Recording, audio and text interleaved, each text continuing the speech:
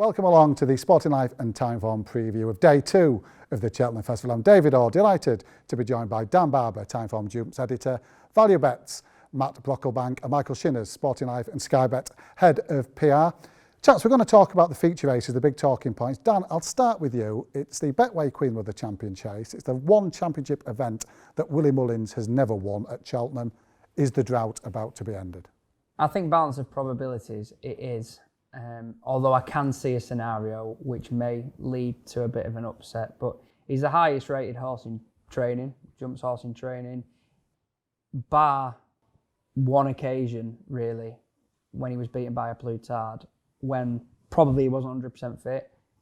He's never tasted defeat, and he's just got this flamboyant style that you associate with all the great 2-milers, an exuberant jumper, strong travelling, enthusiastic horse. And I get the sense, I think the race is fairly cut and dried. It's the idea of, if the race is won at the last, that's where Chacun Pour Soi will be in control. If it comes down to still being undecided after the last, then there might be a wobble or two, because I do think he's a horse who does all these running on the bridle, or most of it. Even when he's been winning in Ireland and when he won at the Dublin Racing Festival, he wasn't sprinting any further clear. Maybe the advantage was being eroded slightly. So I think with him, it's all about whether he can be far enough clear at the last for a potential weak finish to not matter. And I think he probably will be far enough clear at the last. Matt, how big a factor for you is it the fact that he's never been to Cheltenham before? I think it has to be a factor when you're playing a horse at such a short price that's being referred to as a certainty in some quarters. And if you're talking about a certainty, you have to be unequivocal about that individual, but also know exactly where you stand on all the other horses taking part in the race. And I just don't think that can quite be the case, really. I think you've got the Altior situation. Now, he's an old horse now, but he's a serious horse, and he always was. But you've got that new wave, and I think really Cheltenham, it has never really been a place for old bones. You have to go back to Moscow Flyers winning for the last 11-year-old winner of this race. I don't consider Altior as the main threat, despite the fact that he is second in the betting as we speak. I think you've got a nice wave of young horses coming through. First Flow's, I think 9 now, but he's lightly raced. You know what you're going to get from him. He jumps and he gallops. He's going to be out in front, but I do think there might be a horse in there that is going to be ridden round with a target on Chacun Pour Soi's back. And Dad says that Chacun will be last off the bridle. I'm not entirely sure that's going to be the case, because if Nubia Negra's there on decent ground, I think he'll be ridden off the pace. We know there's going to be decent pace with First Flow, Politologue and a few others forcing it. You're going to get a really well-run race. And I just think as a 7-year-old, what he did at Kempton's been a little bit underestimated. I know he's found himself now 3rd, 4th in the betting. I think he's a big danger to Chacun Pour Soi, I really do. I think there's a lot more to come from him. He's a different horse entirely to the one that arrived favourite for the Fred Winter a couple of years ago as a 4-year-old. He was still forward, he ran quite well in the Greatwood the next season, but later in that year. And I think Dan Skelton's turned him inside out. He knows he's going to be good fresh. He knows he's wanted spring ground. And I think the Skeltons, as we've seen recently, they're so dangerous with a target horse, so dangerous with a spring horse kept back. And I think Nubia Negra is up to this challenge, and I certainly think he's the value in the race. I was working with Matt over Christmas, and he was so close to putting him up on Value Bet when he won at Kempton. You very rarely swear, do you? But there was a swear word came across the Skype message that day. Just like you do. Exactly, I never cuss. Talking of swearing, Michael. I want to talk to you about Altior, the former champion. We've seen it before with Henderson bringing horses back from seemingly positioned. The impossible dream for him is to whisper into Sacre. But he did that on the back of a season of progression where he never was quite the same horse as he was before, but he'd shown the fire still burnt. How confident are you that these cheap pieces that are going to be applied to Altior are going to spark this revival? I mean, there are plenty of these preview evenings, even though we can't physically be there on Zoom. And Nicky did one, it was a Weatherby's Bank one, and he was so convincing that these cheap pieces were going to make a difference. And he talked about how keen he was when he wears them, and it brings him to life. And this is going to be the big thing for him. And I'll be honest with you, I believed him, Dave. I believed. However, I just can't. I think it'd be a remarkable story from looking back from when he won the Sky Bet Supreme a number of years ago now. He's been a brilliant horse. I think he's around about 6-1 I think he'll be, on the win singles, he'll be the worst result in the book. There are certain horses where you know they're going to be the worst result in the book, even if you don't think they'll win. Frodon will be the worst result in the Gold Cup book for ourselves, just a very popular horse.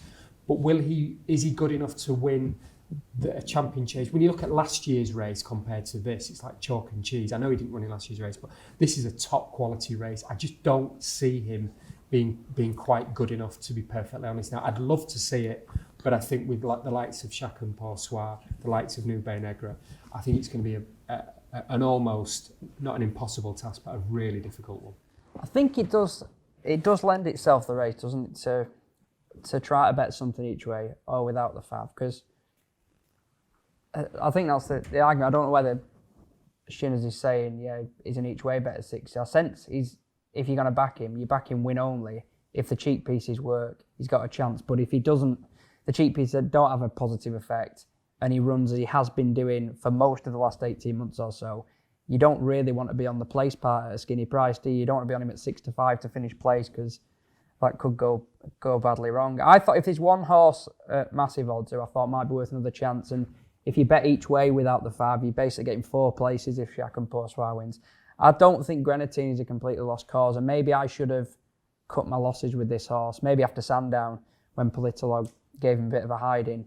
But I thought the game spirit was more encouraging than a lot of people probably made in the aftermath. He was just way too free in a small field and stopped the race 2 or 3 out, and he looks a threat, and he didn't see things out because he'd been so free. But I think in a champion chase where you've got Politolog, as Matt said, and you've got First Flow will be ridden aggressively, there's a chance he might just settle better. And I still think, start of the season, I thought he was a horse that would make a transition to this sort of level. And if you're backing him without the fav each way, you don't actually really need him to make a transition to this sort of level. You can still be wrong, but it still might be good enough to see him finish 4th if Chacun Pour Soi wins. But I do think he'll be a potentially different proposition in a properly run race where they go a strong gallop. And you put the kettle on as well into that mix for the ones who want to get on with this when the tapes go up. Where's he going to sit on Chacun Pour Soi? My memory goes back when Sprinter won that final champion chase, under so Special Tiara, under so it was his coronation that year, and top of the hill he swept past Special Tiara, but he'd done too much, and Sprinter picked up the pieces between the third last and the second last, and away he'd gone. And you can almost see this same scenario this time around, that these horses are going to go hard, they're going to go forward. And for Paul Townend, it's a situation with Chacun Pour Soi. Where do you choose to go? Where are you going to want to be sat in a race that's unfolding in that manner? Yeah, well, it's probably a difficult decision, that, because he's not a free-going front runner himself necessarily, but he is exuberant and he's a very good jumper. You don't want to have him held up in rear and taking a pull after he's made a length at the previous fence, because that would just undo one of his greatest attributes. I suspect he'll be right on the inner and he'll be tucked in about 4th or 5th. Watched a piece that they'd done for the Friday Club Racing TV last night. It was an interview with Charlie Swan that Fran and Kevin O'Ryan did, and that was really illuminating. He was discussing Isterbrack's great performances and how his belief was in a race where you know they're going to go a strong gallop, or a strong gallop is unfolding in front of you, right on the inside, just tucked away in about 4th is the ideal spot to be in. Obviously it worked 3 times with that horse.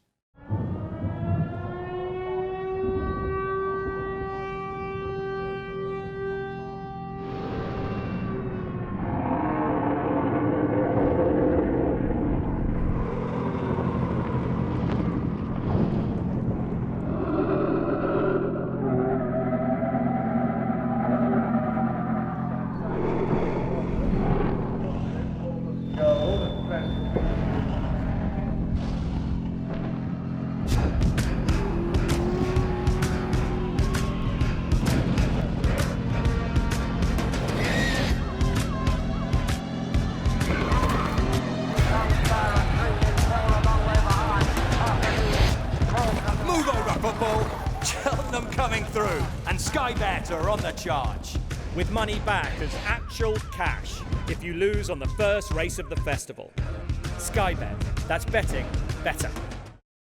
And Matt, jumping, such a key weapon for Chacun Pour Soi from what we've seen so far. And for Altior, for a couple of seasons now, it is a question mark.